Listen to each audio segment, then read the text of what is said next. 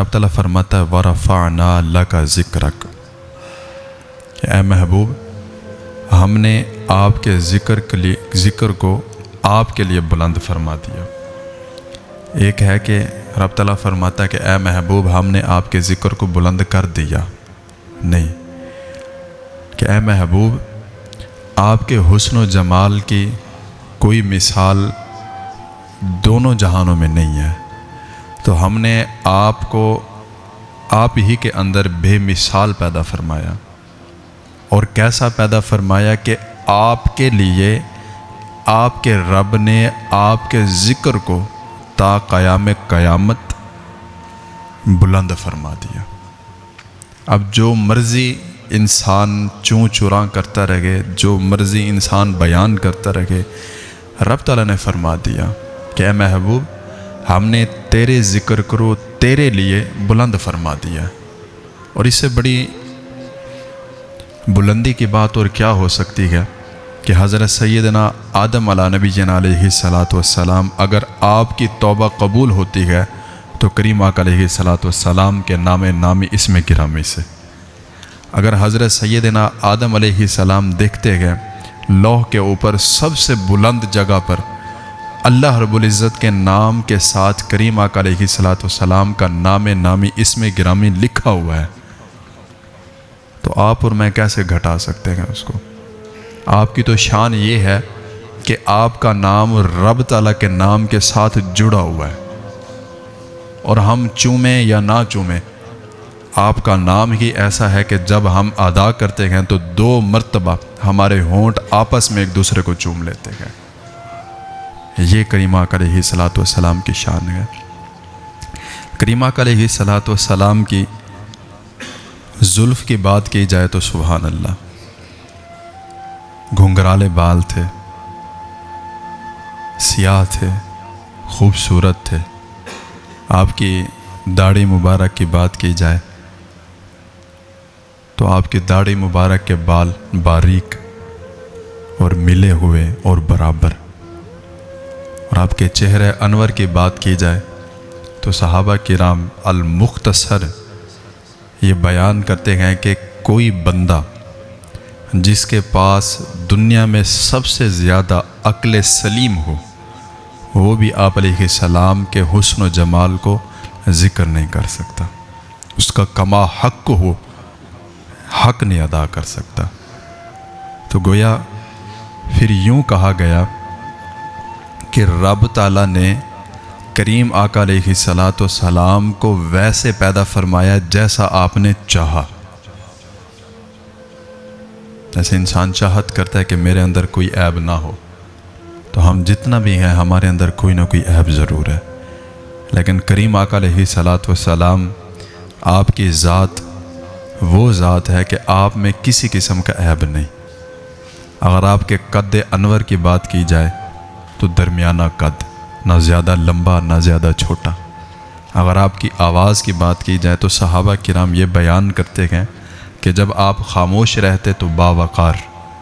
اور جب آپ بولتے تو آپ کے منہ سے گلاب کے پھولوں کی پتیوں کی طرح جو ہے نا آپ کی آواز سے جو ہے نا خوشبو آتی، اور آپ کے الفاظ ایسے جھڑتے ہمارے اوپر۔ اگر کریم آقا علیہ السلام ہمارے چہرے پر ہاتھ رکھ دیتے، ہمارے سر پر ہاتھ رکھتے، یہ روایت ہے کہ کریم آقا علیہ السلام نماز پڑھا کے گھر جا رہے تھے تو بچوں نے دیکھا حضور پاک علیہ السلام کی طرف دوڑ کے گئے، تو جب آقا علیہ السلام کے پاس گئے تو آپ علیہ السلام نے سارے بچوں کے سروں کے اوپر شفقت کے ساتھ ہاتھ پھیرا، اور ایک صحابی رسول بیان کرتے ہیں کہ میں بھی اسی لائن میں کھڑا ہو گیا۔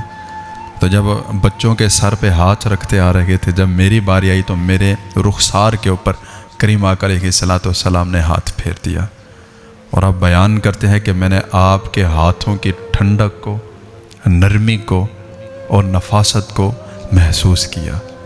اور آپ بیان کرتے ہیں ایسا محسوس ہو رہا تھا کہ جیسے کریم آقا علیہ السلام نے اپنے دست انور کو کسی خوشبو کی شیشی کے اندر سے ڈبو کے باہر نکالا اور میرے چہرہ انور پر پھیر دیا۔ کہتے کئی دنوں تک میں اس خوشبو کو محسوس کرتا رہا۔ کریم آقا علیہ الصلوۃ والسلام کو